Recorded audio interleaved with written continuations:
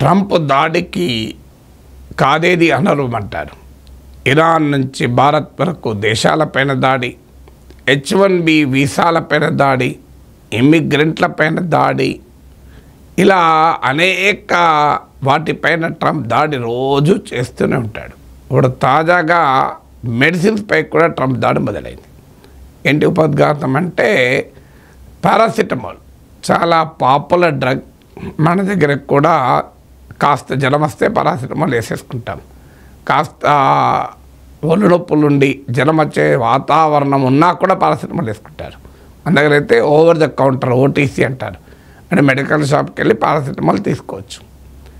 So మనం క్రోసిన్లు, డోలో 650లు ఒక రోజువారీ కార్యక్రమంగా వాడేవాళ్ళు కూడా ఉన్నారు. రోజువారీ కార్యక్రమం అంటే ప్రతిరోజు వాడతారని కాదు, ఇంట్లో పెట్టుకుంటారు. ఎప్పుడు జ్వరం వచ్చినా ఓ టాబ్లెట్ వేసేసుకుంటారు.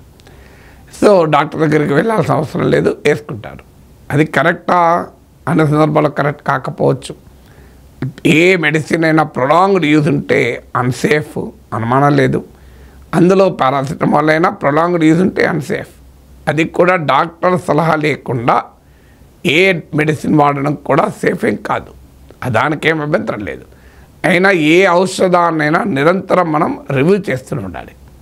కానీ ఏ రివ్యూ లేకుండా, ఏ పరిశోధన ఆధారంగా లేకుండా అమెరికా అధ్యక్షుడు డొనాల్డ్ ట్రంప్ పారాసిటమాల్ మీద పడ్డాడు. ట్రంప్ వాదన ఏంటంటే త్వరలో డాక్టర్లు ప్రెగ్నెంట్ ఉమెన్కు పారాసిటమాల్ ప్రిస్క్రైబ్ చేయకుండా ఆదేశాలు ఇస్తాం. సో ట్రంపే కాదు, ఆయన health secretary Robert Kennedy junior కూడా ఇదే మాట చెప్తున్నాడు. ఆయనైతే ఈవెన్ వ్యాక్సిన్లపై కూడా అటాక్ చేస్తున్నాడు. సో ఈ పారాసిటమాల్ ప్రెగ్నెంట్ ఉమెన్కి ఇవ్వడం ద్వారా ఆటిజం వస్తుంది పిల్లలకు అనేది ట్రంప్ వాదన. సహజంగానే పిల్లలకు ఆటిజం అంటే ఆందోళన ఉంటుంది తల్లిదండ్రులకు. ఎందుకైనా మంచిదే అని పారాసిటమాల్ వాడడమే మానేస్తారు. దానివల్ల హై ఫీవర్స్ వచ్చినప్పుడు ప్రెగ్నెంట్ గర్భవతులైన తల్లులకు హై ఫీవర్ వస్తే చాలా సులభంగా తగ్గించి పారాసిటమాల్ వాడరు. దానివల్ల చైల్డ్ హెల్త్ కూడా, అంటే గర్భస్థ శిశువు ఆరోగ్యం కూడా ప్రమాదంలో పడే అవకాశం ఉంది.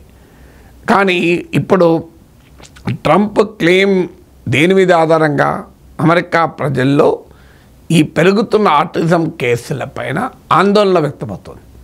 దీనిపైన సైంటిఫిక్ కమ్యూనిటీ చెప్పేది ఏంటి?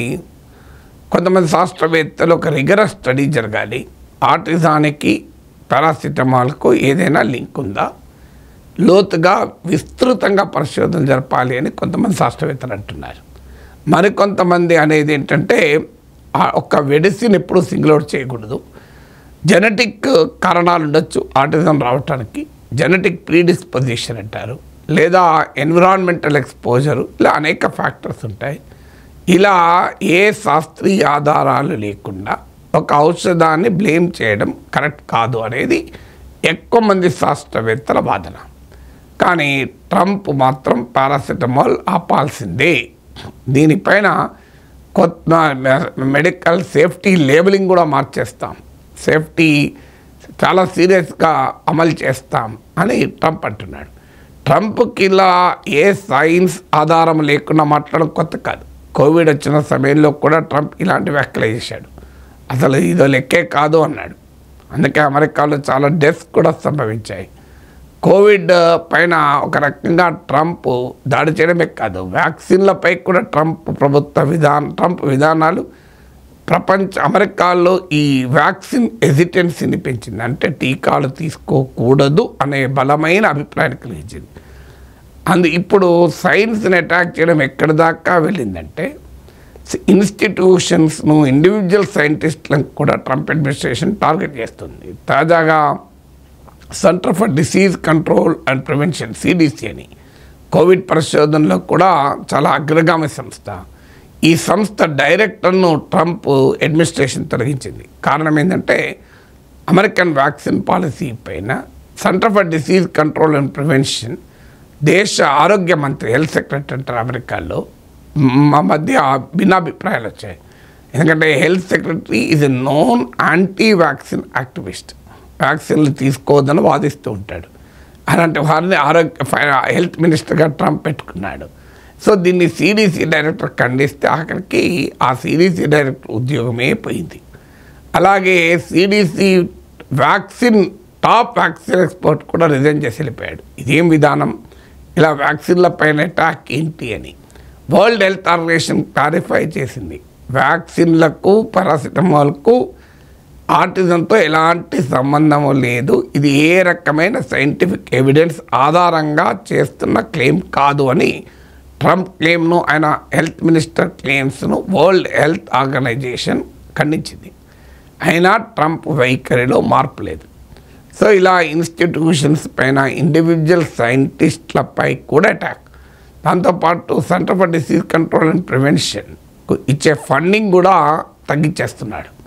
దానివల్ల అమెరికానే కాదు, ప్రపంచవ్యాప్తంగా కూడా రీసెర్చ్ దెబ్బతింటుంది. ఇప్పుడు ఉదాహరణకు న్యూజిలాండ్లో కోవిడ్ వ్యాక్సిన్ డేటా సెంటర్ ఉంది. ఇది ప్రపంచంలోనే అతిపెద్ద కోవిడ్ పరిశోధన వ్యవస్థ.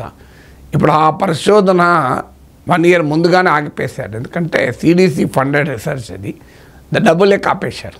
అలాగే ఎయిడ్స్ రీసెర్చ్ జరుగుతుంది. ఎయిడ్స్ రీసెర్చ్ అంటే ఎయిడ్స్ ఔషధాలపైన పరిశోధనే కాదు, ఎయిడ్స్ ప్రోగ్రెస్ను ఎప్పటికప్పుడు మెజర్ చేయడానికి భారీ సంఖ్యలో ప్రపంచవ్యాప్తంగా టెస్టులు కూడా జరుపుతుంటారు. దానికి president emergency AIDS research funding అని ఉంటుంది. దాన్ని కూడా తగ్గించేశాడు. దాంతో ప్రపంచవ్యాప్తంగా ఎయిడ్స్ రీసెర్చ్ కూడా దెబ్బతిన్నది. ఇలా సైన్స్ పైన డైరెక్ట్ అటాక్ అనేది ట్రంప్ అడ్మినిస్ట్రేషన్లో మనం స్పష్టంగా చూస్తున్నాం.